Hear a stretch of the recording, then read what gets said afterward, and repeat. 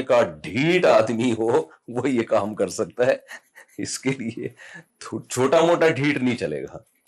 نہیں وہ پری qualification criteria آپ کی بس آپ کا معاشی طور پہ بہتر مستحکم ہونا ہے.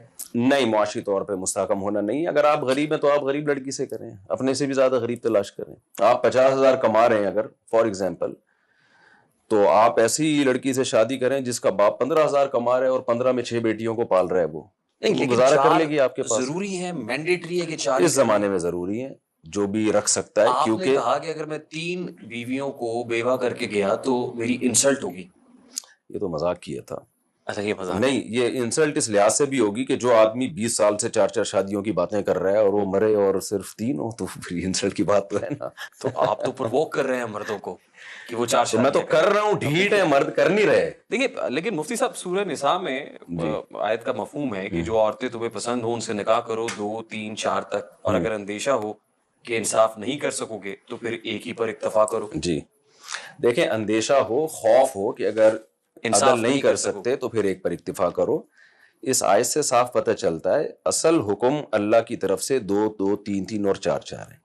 ایک کنڈیشن ہے, یعنی شرط 2 3 شادیاں شرط نہیں ہے کہ اس شرط کے ساتھ کہ تم عدل کر سکتے, بلکہ ایک پر اکتفا کے لیے شرط یہ کہ عدل نہیں کر سکتے. دونوں تعبیروں میں فرق ہے. قرآن کے الفاظ اگر یوں ہوتے تم ایک شادی کرو, اور پھر قرآن رک جاتا, پھر آگے کہتا اگر کسی میں 2 3 4 بیویوں میں عدل کی طاقت ہے وہ 2 3 4 بھی کر سکتا ہے, لیکن عدل ضروری ہے. یہ اسٹائل نہیں ہے, یہ انداز نہیں ہے قرآن کا. ایک اور آیت ہے سورہ نساء کی, اس کا مفہوم یہ ہے, اللہ تعالیٰ کمی بیشی معاف فرمائے, کہ تم ہرگز عورتوں کے درمیان انصاف نہیں کر سکتے خواہ کتنا ہی چاہو. دیکھیں, القرآن یفسر بعضہ بعضا, قرآن کی ایک آیت دوسری آیت کی تکذیب نہیں کرے گی, اس کی تفسیر کرے گی.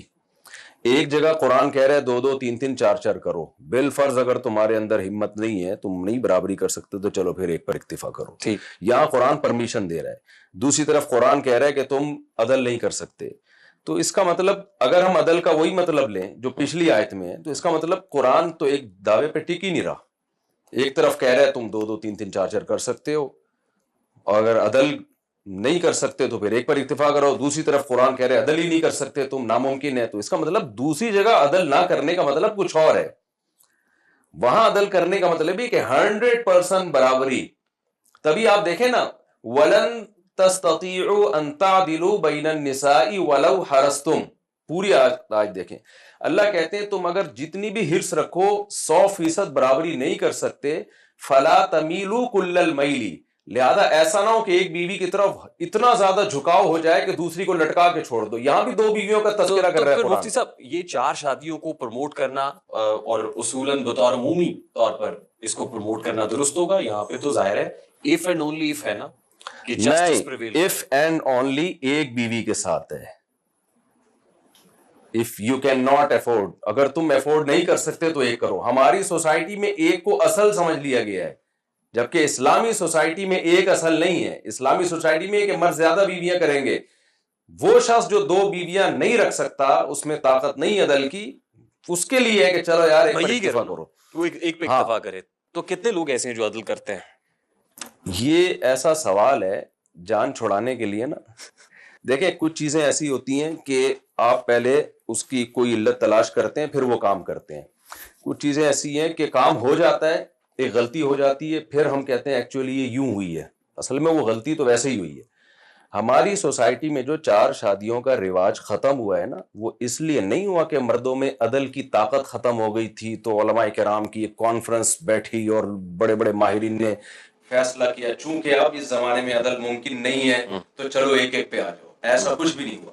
ہوا یہ ہے کہ ہم نے ہندوؤں کے ساتھ 1000 سال گزارے ہیں, اس کلچر کو ہم نے اڈاپٹ کیا, اب سب ایک ایک پہ آ گئے.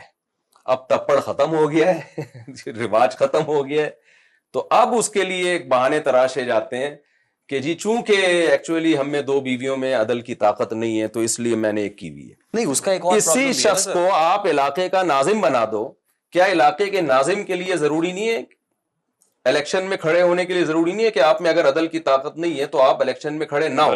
جج کے لیے جج صاحب سے میں نے کہا کہ آپ 2 شادیاں کیوں نہیں کرتے؟ کہہ رہے میرے میں عدل کی طاقت نہیں ہے. تو میں نے کہا آپ کے لیے تو سیٹ جائز ہی نہیں ہے جج کی کرسی پہ بیٹھنا. جس آدمی میں انصاف کی طاقت نہیں ہے کیا وہ لوگوں کے درمیان فیصلہ کر سکتا ہے؟ اچھا ایک اور پرابلم بھی ہے. پرابلم یہ ہے یہاں پہ تو لوگوں کو 3-3 4-4 مہینے کی قید ہو جاتی ہے. بیگم سے پوچھے بغیر شادی کر لی جی, بیگم نے مقدمہ کرا دیا 3 مہینے کے لیے بھائی صاحب اندر. کیا کرے سر؟ مرد کا بچہ ہوگا نا وہ 6 مہینے جیل کاٹ کے آئے گا اور دوبارہ کرے گا. میں تو تیار تھا. نہیں پرابلم ہے نا سر. دیکھیں ایک ہے ریاست کا قانون, اسلامک جورسپروڈنس. ریاست کا قانون اگر اسلامی قانون کے اگینسٹ جا رہا ہے نا تو پھر اس کی کوئی حیثیت. اسلامی جمہوریہ پاکستان ہے, اسلامی نظریاتی کونسل ہے. ہر قانون اسلام کے مطابق نہیں ہے. اسلامی جمہوریہ جسٹیفائڈ سر 100%. یہ تو دس از ناٹ جسٹیفائڈ نا. اسلامی جمہوریہ پاکستان میں اگر قوانین ہمارے اسلامی نہیں ہیں جی تو کون آواز اٹھائے گا سر؟ سارے قوانین کچھ اسلامی بھی ہیں کچھ غیر اسلامی بھی ہیں, تو اس پہ اسلامی نظریاتی کونسل کو آواز اٹھانی چاہیے. وہ نہیں اٹھا رہی تو پھر یہ اسلامی نظریاتی کونسل سے آپ ایک پوڈ کاسٹ کریں اور ان سے پوچھیں کہ آواز کیوں نہیں. 20 سال سے جھنجھوڑ رہا ہوں, آواز اٹھا رہا ہوں, کوئی سنوائی نہیں ہے, کوئی سن نہیں رہا. ایک اور امپورٹنٹ ایشو ہے نا سر یہ ریاست کے قانون کو لے کے, لیکن اس سے پہلے اس کو ذرا کلیئر کر لیں. صحیح بخاری مسلم میں روایت ہے کہ بعض امہات المومنین نے تقسیم وقت کے حوالے سے شکایت کی. حضرت صفیہ اور حضرت عائشہ رضی اللہ تعالیٰ عنہا کے ماں بہن بھی اس پہ جھگڑا رہتا تھا کہ حضور نبی کریم صلی اللہ علیہ وآلہ وسلم وقت کس کو دے رہا ہے زیادہ. جی تو آپ کے ہاں یہ پرابلم نہیں ہوتا؟ دیکھیں جب آپ کی ایک بیوی ہوتی ہے تو بھی پرابلم ہوتی ہے. آپ کی ماں سے جھگڑے چل رہے ہوتے ہیں, اس کے آپ کی بہنوں سے جھگڑے چل رہے ہوتے ہیں. جب 2 ہوتی ہیں تو پرابلم کی نوعیت چینج ہو جاتی ہے. ان کے آپ کی والدہ اور بہنوں سے جھگڑے ختم ہو کے آپس میں شروع ہو جاتے ہیں. جب آپ کی تیسری ہوتی ہے تو پرابلم کا رخ چینج ہو جاتا ہے. پہلی دوسری کا پھڈا ختم, دوسری تیسری کا شروع.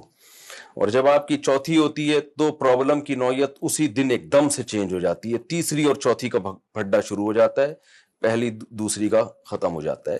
تو یہ دنیا نام ہے پرابلمز کا. اور اگر آپ کی ایک بھی شادی نہیں ہوتی تو آپ پرابلم کا ڈبہ ہیں. آپ یعنی آپ کے ساتھ پرابلم ہی پرابلم ہے, کیونکہ آپ ایک حلال طریقے سے اپنی خواہش پوری نہیں کر سکتے, اور بڑھاپا آپ کا کیا ہوگا, آپ کا خاندان نہیں ہوگا. تو یہ دنیا جنت نہیں ہے. ٹھیک, کچھ نہ کچھ پرابلم ہر شخص نے فیس کرنی ہے. خود نبی کا عمل یہ بتاتا ہے. میں آپ نے جیسے مثال دی نا, نبی صلی اللہ علیہ وسلم کے گھر میں بھی کچھ اس طرح کے مسائل ہوئے. آپ صلی اللہ علیہ وسلم 1 مہینے کے لیے آپ نے قسم اٹھا لی کہ میں اپنی کسی زوجہ کے قریب نہیں جاؤں گا. صحیح حدیث ہے. تو آپ 1 مہینے کے لیے اپنے گھر چھوڑ کے چلے گئے, اور پھر 29 دن کے بعد آئے. تو صحابہ نے کہا آپ نے تو قسم اٹھائی تھی 1 مہینے, آپ نے فرمایا چاند 29 کا ہے, 29 دن پورے ہو گئے. تو یہ سب چیزیں ہمیں بتاتی ہیں کہ اس کے باوجود نبی نے ایک ٹائم پہ 9 بیویاں رکھی ہیں. اس کا مطلب یہ ہے کہ ان مسائل کے ساتھ ہی ہے یہ سر. وہ نبی کریم صلی اللہ علیہ وآلہ وسلم ان سے تو ہے ہی کوئی نہیں. دیکھیں اگر وہ نہیں کر پا رہے, یعنی ان کے ہاں یہ پرابلم ہوا, تو ہم کس کھیت کی مولی ہیں؟ دیکھیں یہ تو پھر نمبر 2 بات یہ سر, یہ پل صراط بھی ہے. ایک اور حدیث میں ہے جس شخص کی 2 بیویاں ہوں اور ان کے درمیان انصاف نہ کر سکے تو قیامت کے دن آدھا دھڑ گرا ہوا ہوگا. انصاف نہ کرے, کر سکے نہیں, انصاف نہ کرے. تو یہ بالکل ٹھیک بات ہے. 2 بیویاں ہیں, آپ نے انصاف نہیں کیا تو آدھا دھڑ آپ کا فالح زدہ ہوگا. پرابلم بھی ہے نا سر. تو یہ حرام ہے, ناجائز ہے. عدل کریں آپ. دیکھیں ایک بیوی کے بھی اسلام میں حقوق ہیں. یہ جو قرآن کی آیت ہے نا, ان خفتم اللہ تعدلوا فواحدۃ, اگر تمہیں خوف ہو کہ عدل نہیں کر سکتے تو ایک بیوی رکھو. اس کی تفسیر میں حضرت قتادہ جو بڑے جلیل القدر تابعی ہیں وہ کہتے ہیں کہ اصل میں یہ شرط قرآن نے ایک کے ساتھ بھی لگائی ہوئی ہے.